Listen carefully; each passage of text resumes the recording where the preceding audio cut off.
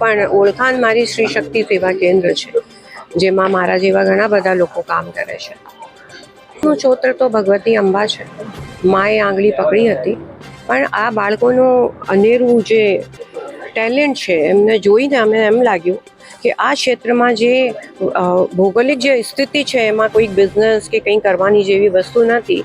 આવા બાળકોને કેવી રીતે અમે આગળ લાવીએ, અને અમે એ લોકોને ત્યાંથી 15 બાળકથી અમારી આ યાત્રા શરૂઆત થઈ હતી. ઘણા બધા અમારી સામે પડકાર પણ આવ્યા હતા, જેમ કે આના પરિવારોને અમને 1.5-2 વર્ષ લાગ્યા હતા સમજાવવામાં, છોકરાઓને મેડિકલ કરાવવામાં. ખૂબ કુપોષિત હતા, એટલા કુપોષિત કે અમને 1.5-2 વર્ષ આ લોકોનું હેલ્થનું આખું ચેકઅપ કરાવવામાં, મેડિકલ કેમ્પ કરવામાં, દરેક પોષક તત્વો આપવામાં, ખાવામાં આપવામાં, એવી રીતે અમને ઘણું બધું પડકારો પણ હતા. પણ જેમ જેમ પડકાર ઝેલવીને અમે લોકોએ સફળતા પ્રાપ્ત કરતા ગયા, તેમ તેમ અમારું સાહસ મા અંબાના આશીર્વાદથી વધતું ગયું. અને માએ જેમની આંગળી પકડી હોય ને એમને મને નથી લાગતું કે કોઈ પડકાર નડી શકે, નડે જ નહીં.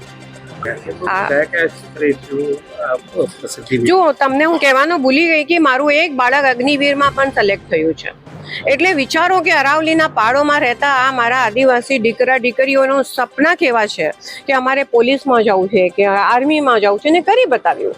અને સ્પોર્ટ્સમાં 95થી વધારે ગોલ્ડ મેડલ, સિલ્વર મેડલ અને બ્રોન્ઝ મેડલ લઈને આ છોકરાઓ આવ્યા છે. પછી મલખમનું અનેરું પ્રદર્શન કરતા હોય છે. પછી બેકપાઇપર બેન્ડ તો એનું અનોખું છે જ. એના સિવાય મારા બાળકો સ્વચ્છતા યાત્રા કરે છે, તિરંગા યાત્રા કરે છે, અને 10,000થી વધારે પ્લાન્ટ લગાડ્યા છે. હું કહું છું કે ઉમેરજો, મારા છોકરાઓ 10,000થી વધારે પ્લાન્ટ લગાડ્યું છે.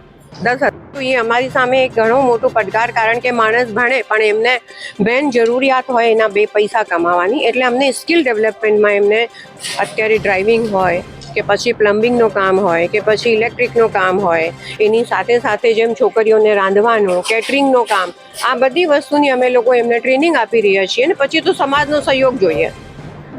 સમાજના સહયોગથી આ લોકોને જો એમ્પ્લોયમેન્ટ મળતું હોય તો એમની ખાતરી અમે લઈએ, કારણ અમારા દીકરા દીકરીઓ છે. એટલે તમારો વિશ્વાસ હોય એનાથી વધારે કોઈ માણસ મળે જ નહીં દુનિયામાં. પણ હવે સમાજનો એક સહયોગ મળે તો આવા છોકરાઓ ધીમે ધીમે એમ્પ્લોયમેન્ટમાં ખૂબ સરસ કામ કરે. છેલ્લો પ્રશ્ન, જેમ મેં તમને કીધું ને કે જગ્યાને જીવન બદલો, એટલે વેસ્ટર્નનું પણ અમે લોકોએ એ લોકોને ઘણી બધી કાઉન્સલિંગ કરીને એનો રેશિયો નીચે લઈને આવ્યા. અમારી બહેનો, આ લોકોને અમે લોકોએ નારી સશક્તિકરણમાં કનેક્ટ કરીને એમને આત્મનિર્ભર બનાવ્યો. એનાથી આખું એક સ્ટ્રક્ચર બદલાઈ ગયું છે. અત્યારે 2-3 હજાર જેવી મારી આદિવાસી બહેનો આવે છે મારા કેન્દ્ર ઉપર.